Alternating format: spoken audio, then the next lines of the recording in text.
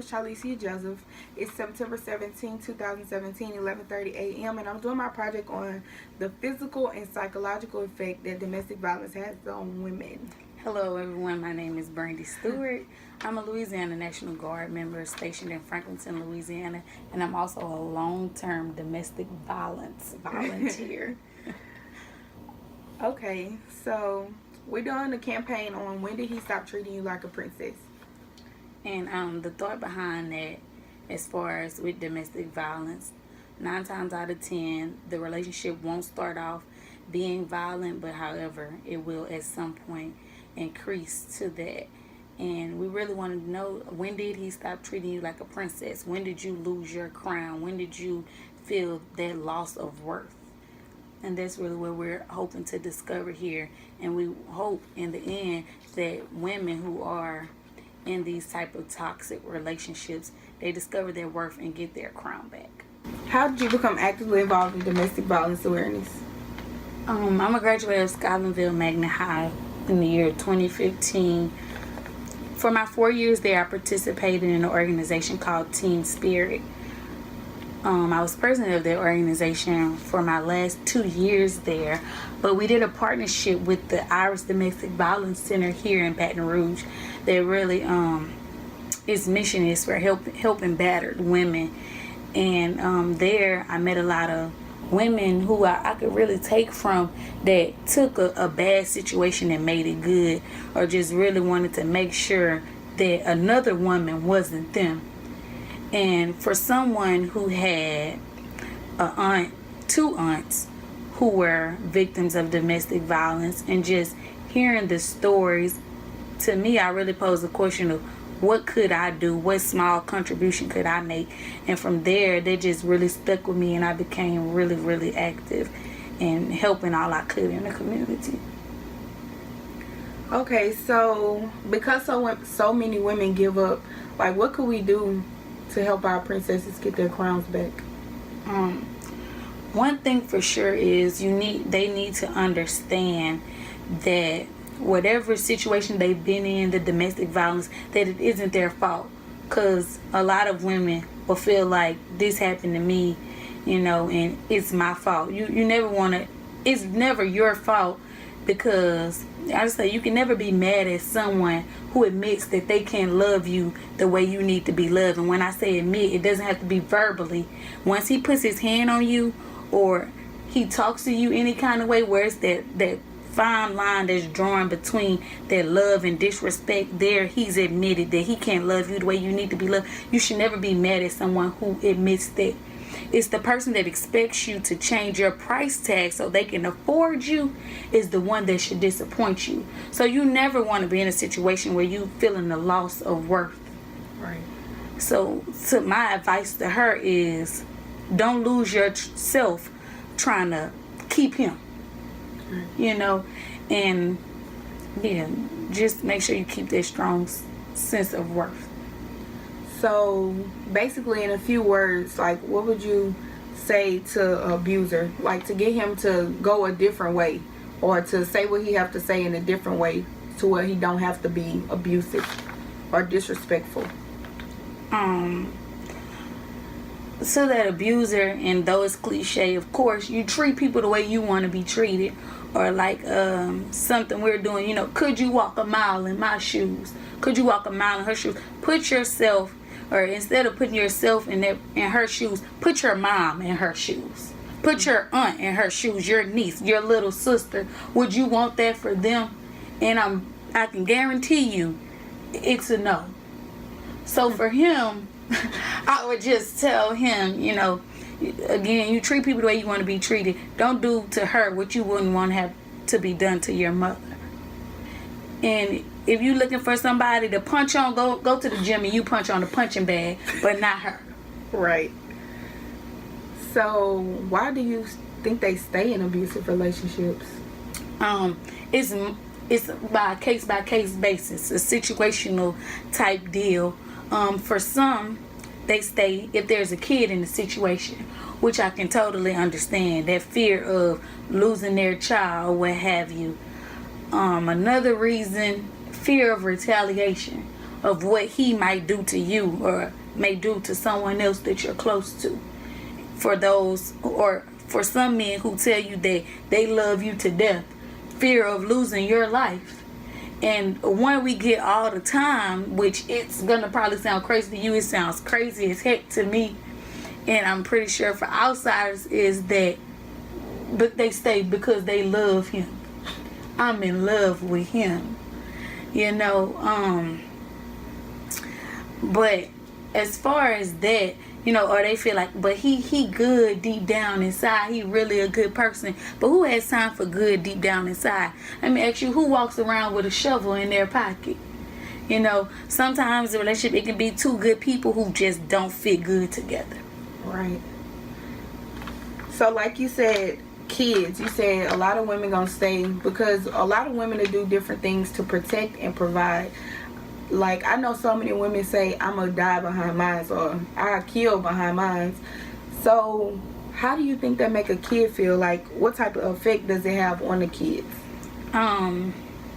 There's a small saying that goes, they say, hurt people hurt people.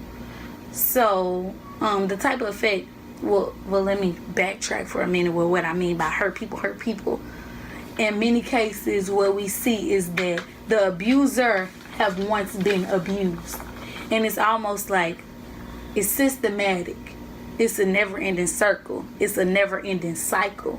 For that child, my biggest fear is that either one, they think it's okay to be abused once they're older, or two, they think it's okay to be an abuser. It has a mental and psychological effect on their child, a pattern type situation where, simply said, they'll think it's okay, and I feel that that's the worst thing for their child. So basically like a hereditary type of thing. Hereditary, not really in your blood, say, like yeah. not really in your blood, but because you've seen it happen, But just it's systematic. stick with you, Mhm. basically. Or like Okay. that little saying, you know, don't do as I say and not as I do. Right. Almost, you know. But if I see you doing something, I'm gonna do it because that's what I see saw. Right, Most that's what I know.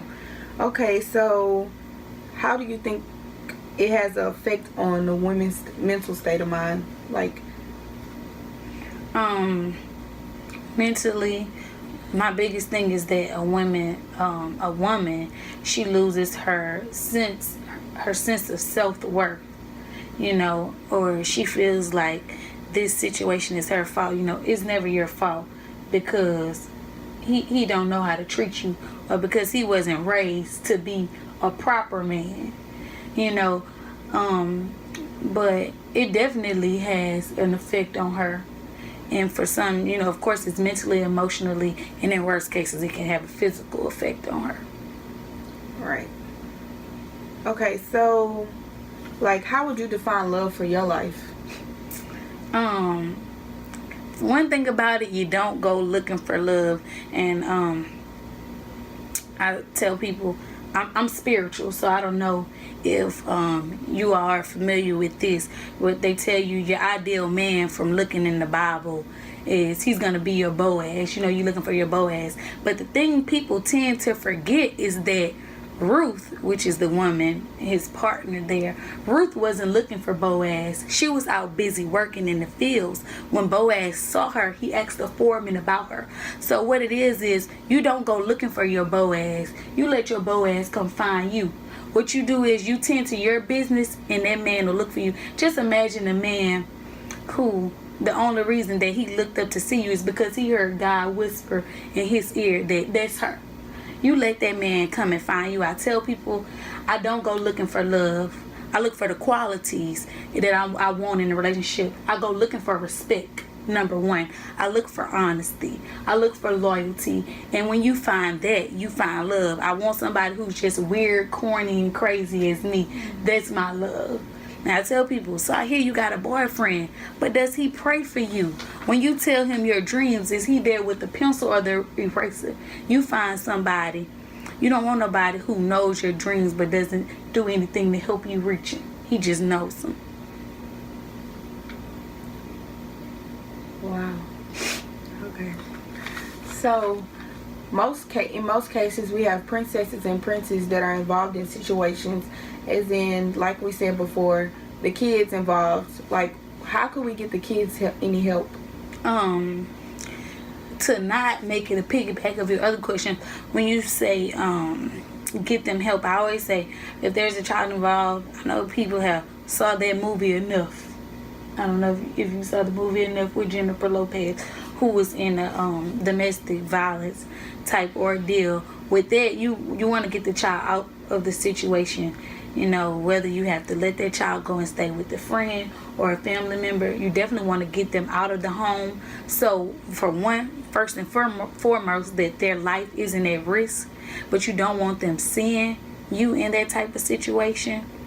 But thirdly, once they are out of the home, as far as seeking them help, you want to seek their help mentally.